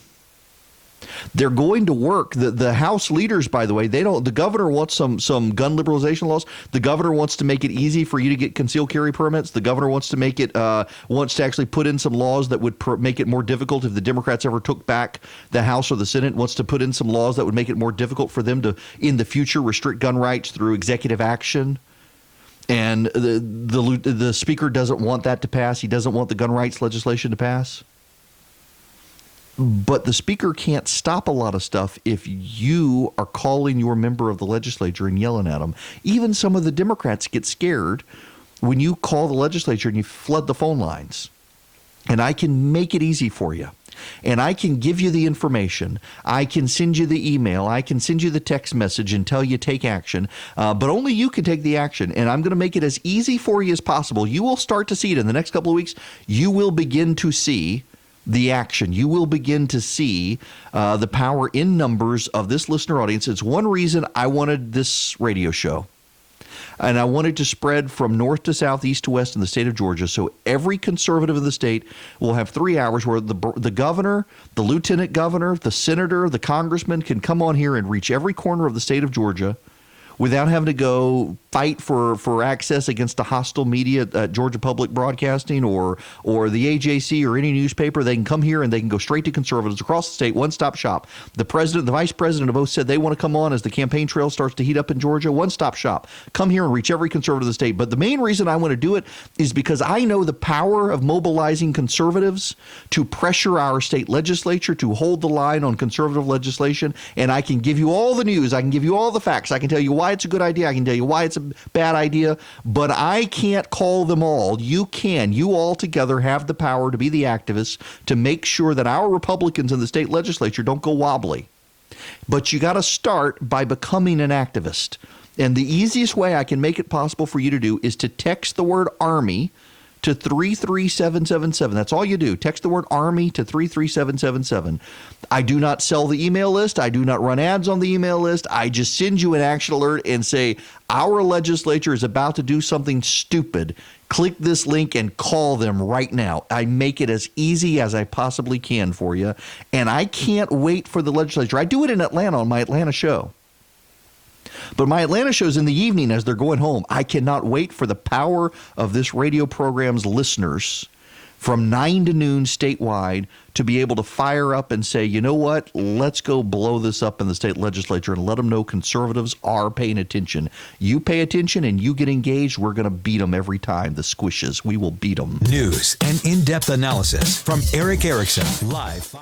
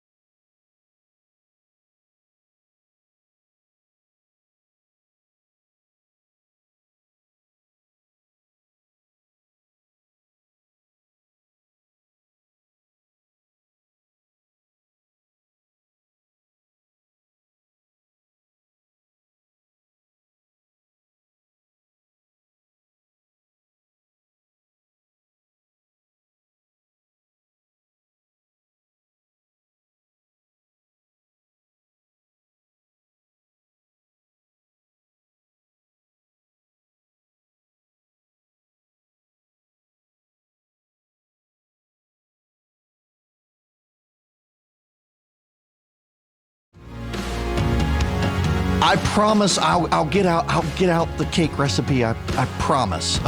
In fact, when we get to the top of the hour break, I will get it ready to go. I will not go take my bathroom break. Instead, I will send you the pound cake recipe.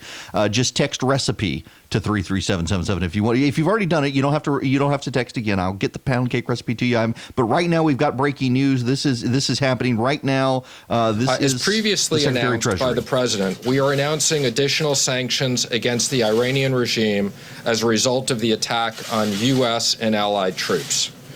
First, the president is issuing an executive order authorizing the imposition of additional sanctions against any individual owning, operating, trading with, or assisting sectors of the Iranian economy, including construction, manufacturing, textiles, and mining. And let me be clear, these will be both primary and secondary sanctions. The EO also allows us to designate other sectors in the future as Secretary Pompeo and me think is appropriate. Second, we are announcing 17 specific sanctions against Iran's largest steel and iron manufacturers, 3 Seychelles-based entities, and a vessel involved in the transfer of products. As a result of these actions, we will cut off billions of dollars of support to the Iranian regime, and we will continue our enforcement of other entities. Third, we are taking action against 8 senior Iranian officials who advanced the regime's destabilizing activity and were involved in Tuesday's ballistic missile strike. Secretary Pompeo will comment more on this. Today's sanctions are part of our commitment to stop the Iranian regime's global terrorist activities. The president has been very clear. We will continue to apply economic sanctions until Iran stops its terrorist activities and commit that it will never have nuclear weapons. That was the Secretary of Treasury, Steve Mnuchin, who just announced that at the White House in the last couple of minutes. It is 58 now after the hour. We do need to talk about this when we get back because some of the language he said is actually very important that you need to understand. It's not just direct but also indirect sanctions, meaning they're going to sanction businesses that have direct dealings with Iran. They're also going to sanction the businesses that have business with the businesses that have business with Iran, if that makes sense. So if your business has business with Iran, you're getting hit. If you're dealing with companies that are dealing with Iran, you're going to get hit as well. This is actually pretty hard line from the president right now, and going after Iran's steel industry as well, which is a big deal given that a lot of steel on the global market is starting to come from Iran because they essentially don't have to care about the environment and regulations there in the way we do. We'll explore that and more local news when we come back right here on the Erick Erickson Show.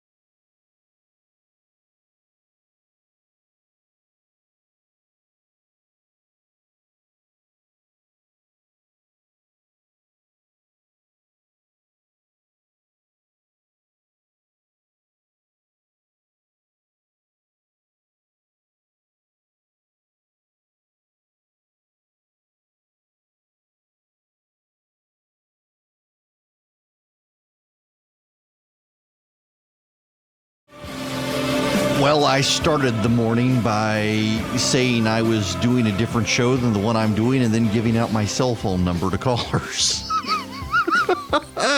Welcome. It is Erick Erickson here. This is the Erick Erickson Show, and the actual phone number, if you want to call in, is 877-97-ERIC. That's 877-973-7425.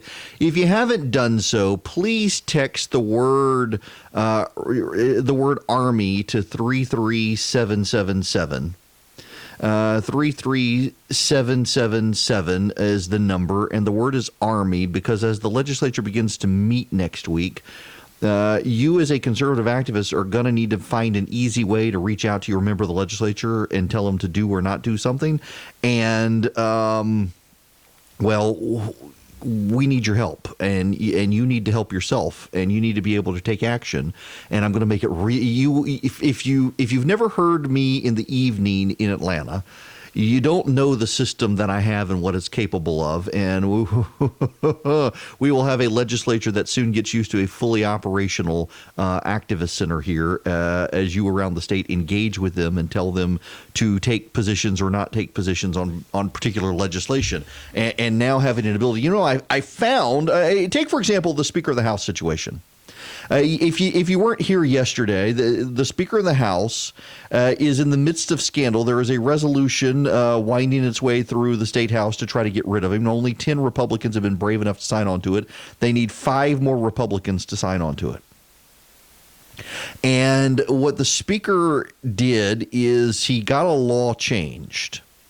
The law that the Speaker changed in Georgia was a law that said if you're in the state legislature for a few weeks after the legislature, during the legislature, and for a few weeks thereafter, you as a lawyer cannot be compelled to go to court if you're in the state legislature. The Speaker of the House sat on the committee and right before he became Speaker and had it redrafted and said that if you're the Speaker of the House, you never have to go to court. And then the Speaker started getting clients, one of whom admitted to paying the Speaker $20,000 in a criminal case. The man was accused of savagely beating up his girlfriend, and he paid the Speaker $20,000. And the Speaker kept his case from ever going to court until that man told the AJC he paid the Speaker $20,000 and was worth every penny because he kept the case from going to the court. The Speaker fired him for being an idiot and bragging about it, but for years had kept the case from going to court. There was another girl who traveling pastor stayed at her parents' home. The pastor raped the girl. They didn't even know it had happened until she tried to commit suicide. They saw their church turn on them because they accused this traveling pastor of raping their daughter. That case went on for over 6 years, the girl in therapy having to hang on to what happened to her. And it wasn't until the AJC exposed that this is what the Speaker was doing. The guy hired the Speaker, and the Speaker kept the case from ever going to trial. And ultimately, they settled the case this past summer, and the judge did not sentence the man to jail. He just sent him back to Ohio. No jail time for raping this child. The guy was represented by the Speaker. By the way, do you know that judge? I hear that judge now wants to run for the state house, no doubt to support the Speaker. He wants to run against Matt Gertler, I think I'm told, up in North Georgia. The Speaker hates Matt Gertler because Matt Gertler is a conservative who always votes against the Speaker. Yeah, I'm told that the judge who didn't sentence the rapey pastor to jail is now wants to run against him. Y'all, this is a big deal. It actually is a big deal. You actually do need to be engaged in this stuff, and House Republicans really do need to stand up and take responsibility and ownership of the issue. And now the Speaker's hired a guy to try to help them hold on to the House. He's hired a guy who got indicted in Alabama in a federal investigation over gambling corruption in the state legislature. You're crazy if you don't think the Democrats are going to capitalize on this stuff.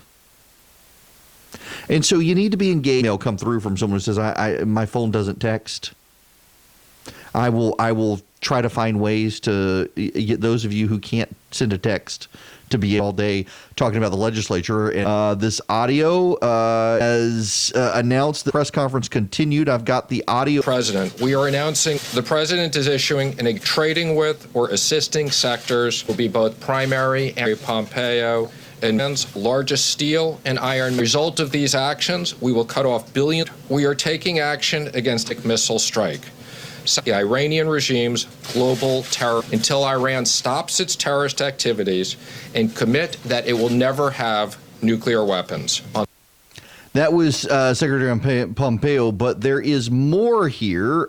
This is Mike Pompeo, the Secretary of State, talking to Jonathan Karl. Mr. Secretary, Secretary Pompeo, do you believe that the Iranians shot down the Ukrainian International Airways plane? And if the Iranians shot that plane down, will there be consequences?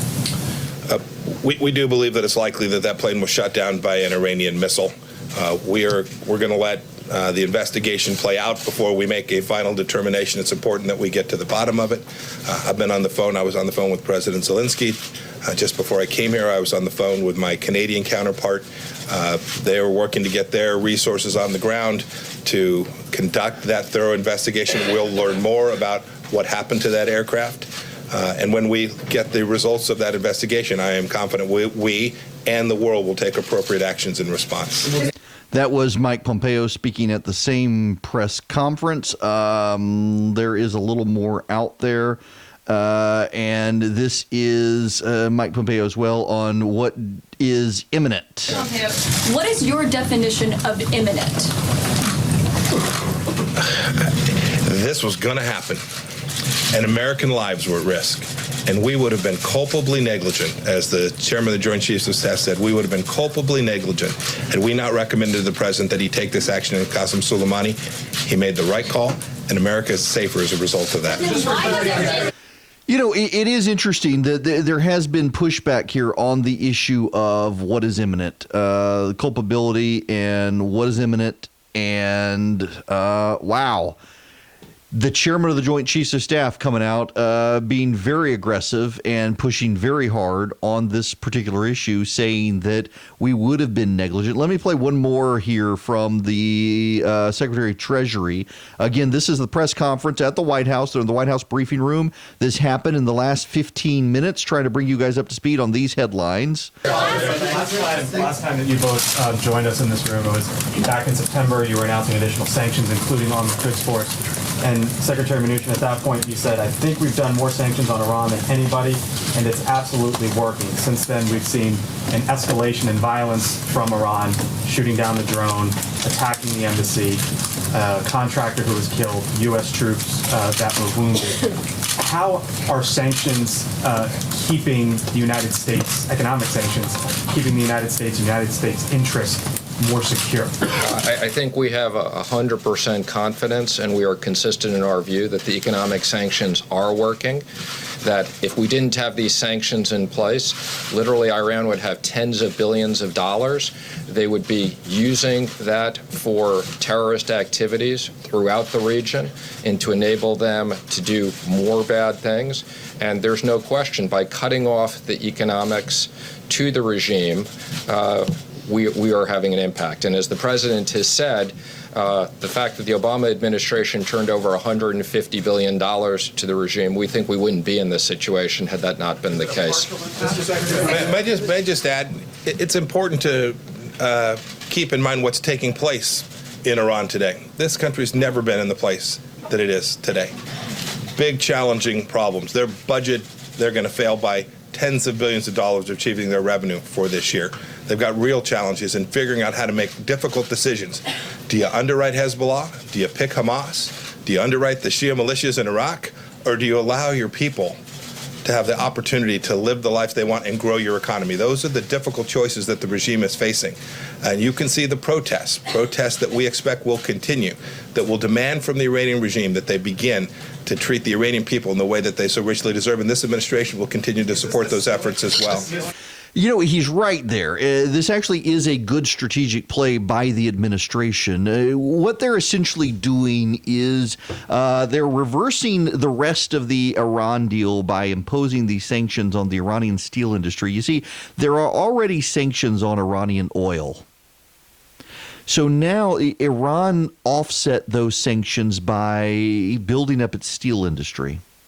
The Secretary of Treasury this morning is announcing we're going to start imposing additional sanctions on the steel industry, but it's not just on the steel industry in Iran. We're actually going to sanction companies that have business with the companies that are dealing with Iran. So we're doing direct sanctions and indirect sanctions, because there are a number of companies around the world, including a number of banks. I believe one of the big German, it was a Deutsche Bank, I can't remember which one, was found to be dealing with Iran under the table. And so we're going to go after companies like that and the ones who do business with those companies as well. And that's actually pretty overarching and pretty expansive. And the reason we're doing this is it exactly goes to what Mike Pompeo was saying. We know that Iran fiscally is in very hard time. And we know that Iran is having to pay to maintain these militias. We know that the president has been working very hard to undermine Hezbollah in ways that the Obama administration stopped doing because they didn't want to hurt Iran. So the president economically has launched a multi-pronged attack against the Iranians, the Iranian economic interests, and Iranian allies. The Iranians are going to have to decide, with a limited budget and a deficit, and the inability on the open market now to get credit because of American sanctions, how are they going to survive? Are they going to take care of their people, or are they going to take care of their terrorist allies? And the president's making it very hard for them.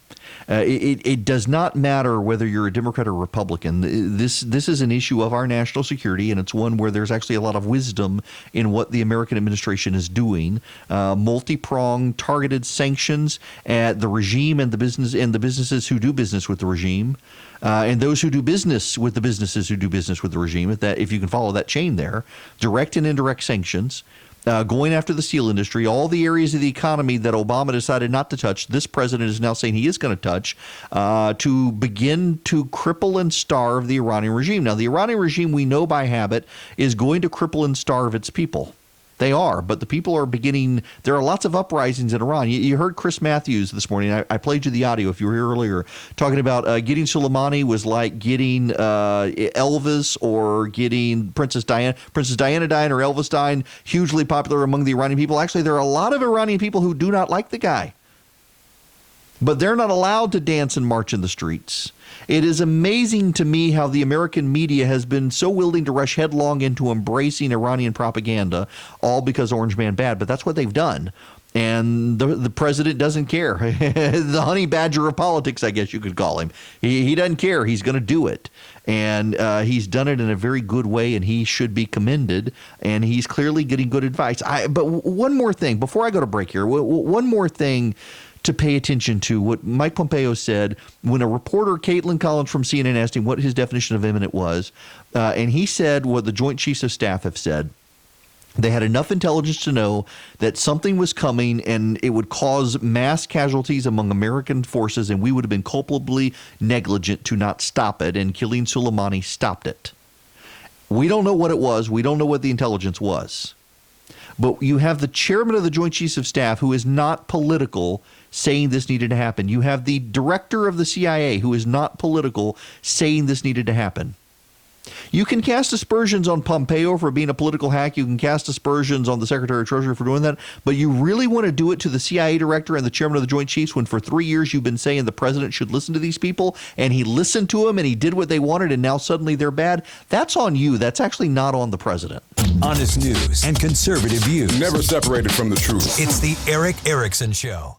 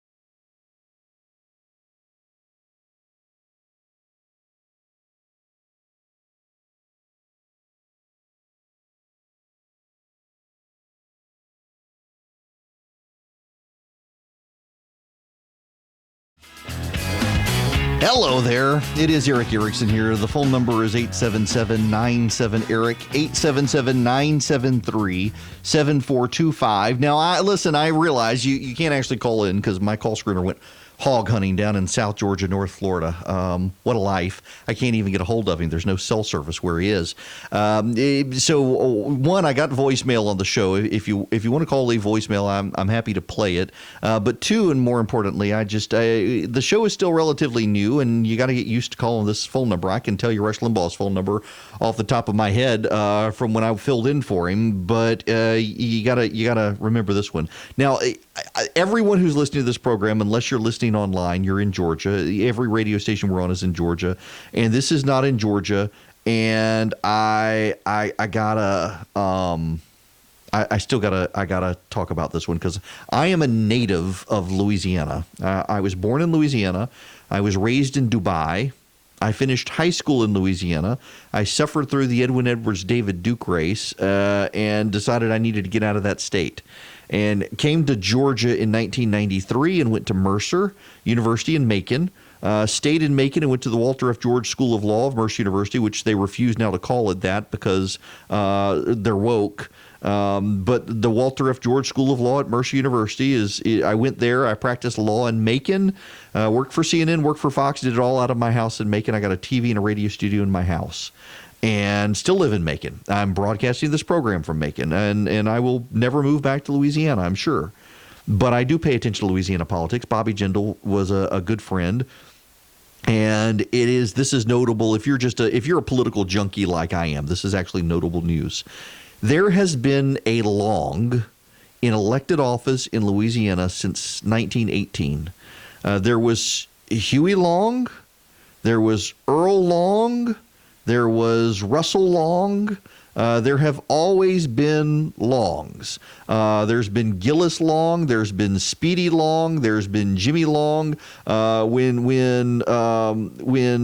Huey P. Long got elected in 1918, the Longs became a dynasty in Louisiana politics, and there has never not been a member of the Long family in elected office. 30. And Gerald Long from Natchitoches, Louisiana, has decided to retire from the state legislature, and he will be the last Long to serve. 100-year dynasty of the Long family coming to an end in Louisiana. That's actually remarkable that one family in one state has served in politics that long, and now it's all coming to an end.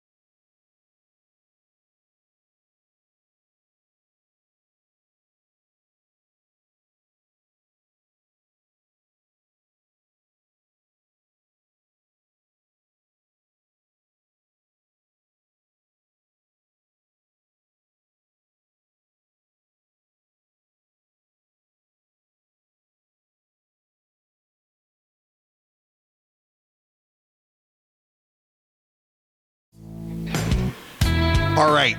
I'm going to make it up to all of you at the top of the hour. I'm going to send the pound cake recipe and the gumbo recipe too, so you can have them all. Gumbo and pound cake. If you want it, text the word recipe to 33777 by the top of the hour. Now, if you text it later than that, if you're listening to me on delay, it's 11:35 a.m., about to be 11:36 a.m. here in Macon, where I'm broadcasting.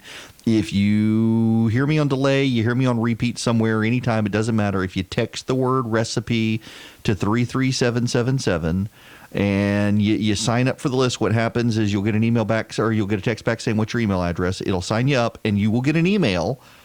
And it'll say, never fear, here's all the recipes Erick sent out, including the latest one, and you'll get the pound cake and the gumbo recipe whenever you hear it later. But I'm not sending this until I get off the radio at noon, so you got to stick around for a little bit. Now, I have things I've wanted to talk about that I have had in my show notes all week to talk about.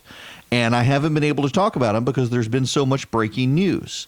And one of the things that I want to talk about is CNN has settled the Covington Catholic lawsuit. And this by now, it's old. I mean, we've moved on to Megxit, Meghan Markle and Harry fleeing the Great Britain.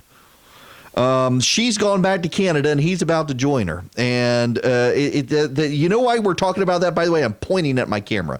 I'm shaking my finger at my camera. For those of you watching the live stream, do you know why we're talking about this? We're talking about it because Donald Trump had a really good week, and the press can't talk about that. So we got to talk about the British royal family instead. That's exactly why we're talking about it. Who cares? We fought a revolution and dumped tea into a harbor, so we did not have to care about the royal family. I actually am a big fan of the royal family. I do pay attention to it, but probably not as much as the media would prefer me to talk about it when everything's going well. It's crazy. In any event, so CNN settles this lawsuit. Do you know why they settled it? And, you know, I've seen some people say, this isn't true. I was a lawyer.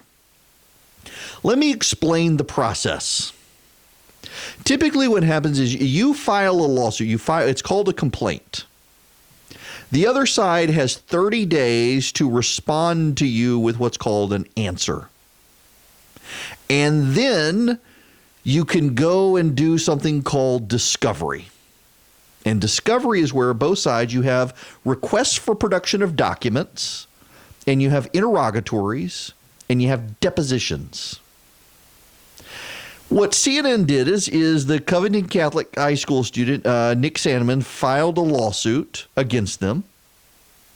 And CNN filed its answer and filed a motion to dismiss the case.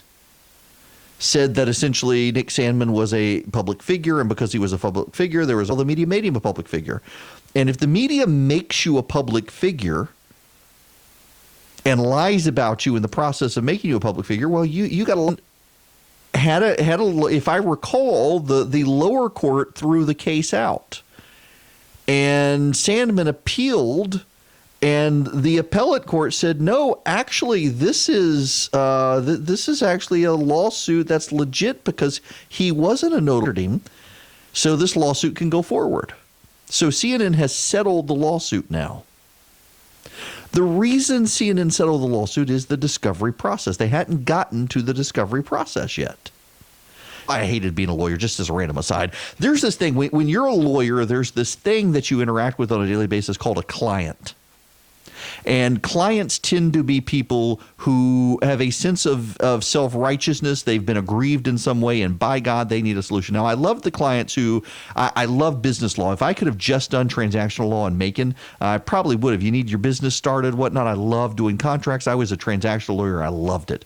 The problem is being in Macon, you got a law school. There are a billion lawyers. You gotta kill what you eat, and so you got to do all sorts of stuff. You can't really specialize as much. And I wasn't going to work in Atlanta. My wife didn't want to move to the big city. So occasionally would come into contact with clients, and some had really legitimate problems. And I had some amazing cases. I got some amazing stories from a case, from different cases. But I hated dealing with the people who came in and their solution was so obvious, but they were so mad at the other side they just couldn't come to a solution. And if I could have just written wills and estates and LLC operating agreements and whatnot, I'd still be a lawyer in any event.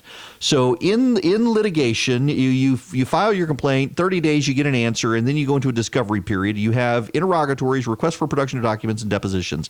Now, typically what happens is you have basic interrogatories the courts require you to file. Essentially, in a lawsuit, you're going to ask the same questions of each side to begin with. And so courts now, by and large, require you to file, once you get into discovery, you file the basics of name every single person you know of who has any information that could shed light on this lawsuit.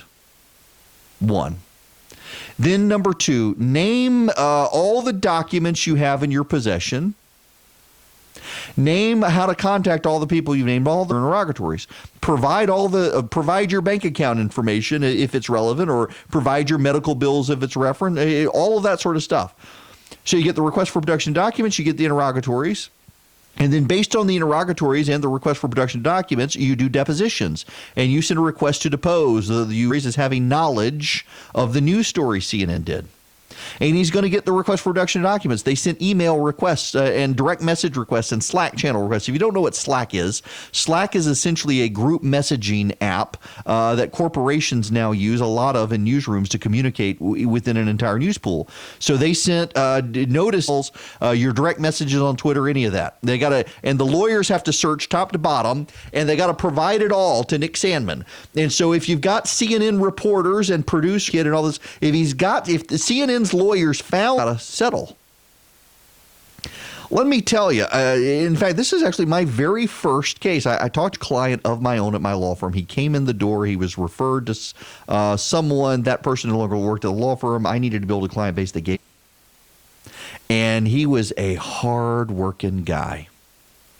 His wife, he was a brilliant mechanic. He was a good guy. But he had money.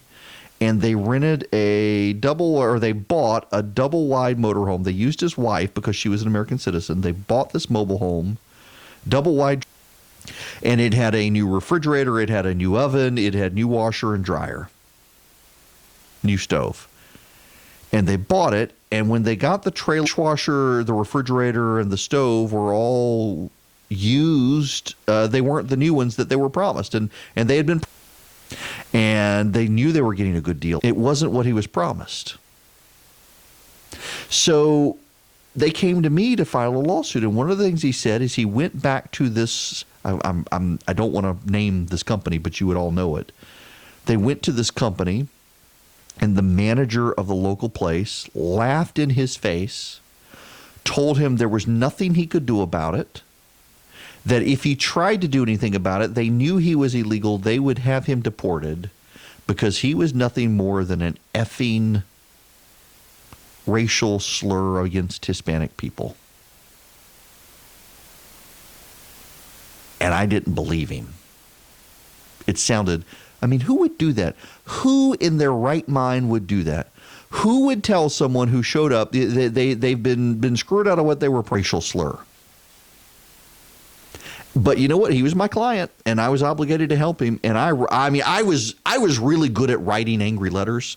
My wife could tell when I had a good day because I would bill sale my client Alessandro Suarto and his wife. They bought this, and this is what they were promised, and this is what they got, and it's not what. And he said that he was going to deport my client, and I'm going to get into litigation.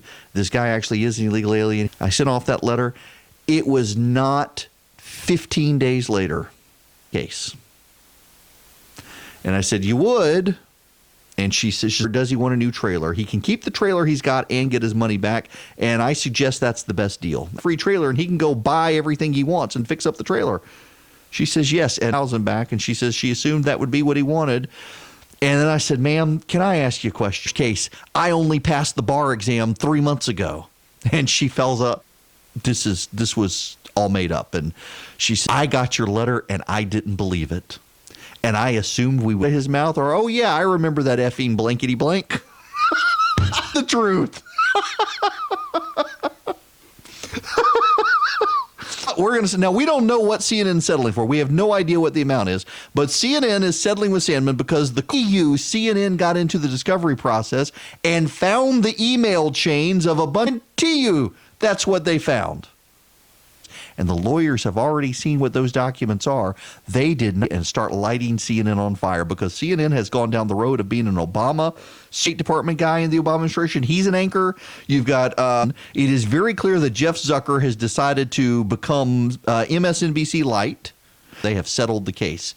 You never know what is going to come in discovery. You know, I had another case where Fortune 500 company in the United States of America, and she came to me and pregnant. Her boyfriend actually left her, so she was a single mom, and she accused the company of saying, and we filed a lawsuit. And do you know, we actually found a company newsletter where they welcomed her back to work and congratulated her on her zebra child. It won 2002. Both of these cases were early 2000s. Both of these cases. And that was the discovery idea that is losing these cases, Sam, and they don't want to go through that because who knows? And listen, let's acknowledge this Fortune 500 company that we sued. This was the turd in the punch bowl for that company. And they had to pay a whole lot of money to my client. One racist in the company. It can be three little idiot progressive producers at CNN who want to help shape CNN's coverage, and the lawyers knew it, and they knew once they got into the discovery process they had to settle, and so they did, and they were smart to do it. And I can talk to you about it. And what's so interesting here, let me head to commercial on this. Religion. Erick Erickson talks.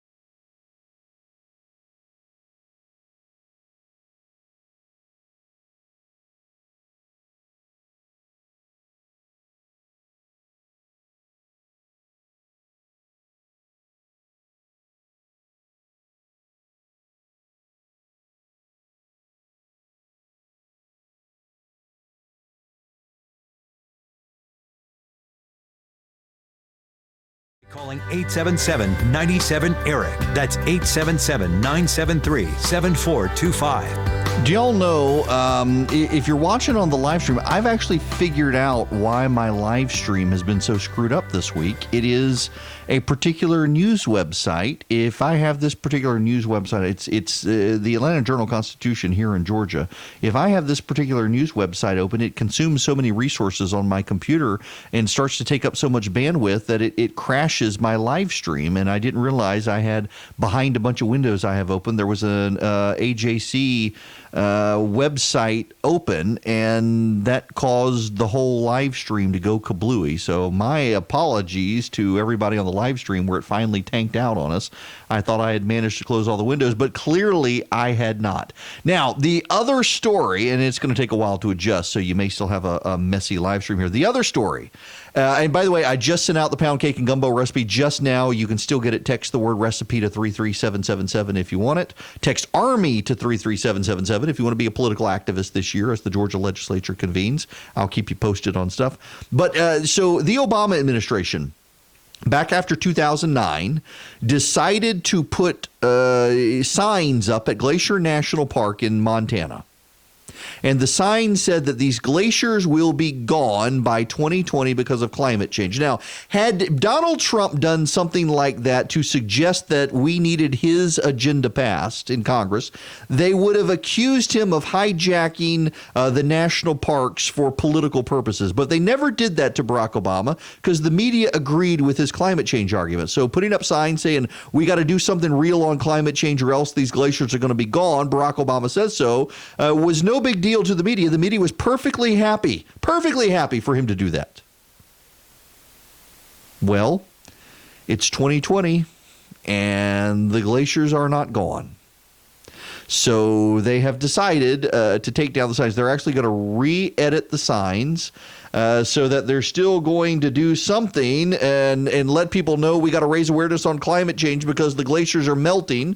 But I actually had a caller call me yesterday on my evening show when I talked about this story finally, and he said, you know, they've got all sorts of documents. You go to Glacier National Park and you go into a little museum there. I've never been. This is an older guy who says he's been up there, and they document how the glaciers have been receding there since the 1700s. After the Little Ice Age, they've all been receding, and they've just kept receding. 30. So it turns out not to be something new. And yet the media makes it a big deal. But, yep, that's right. Barack Obama made them put up signs that said these glaciers are going to melt if we don't enact meaningful climate change solutions. They're going to be gone by 2020. 15. Well, guess what? It's 2020, and they ain't gone, so the signs have to come down. 10. But, you know, the world is going to end in 10 years because they say so.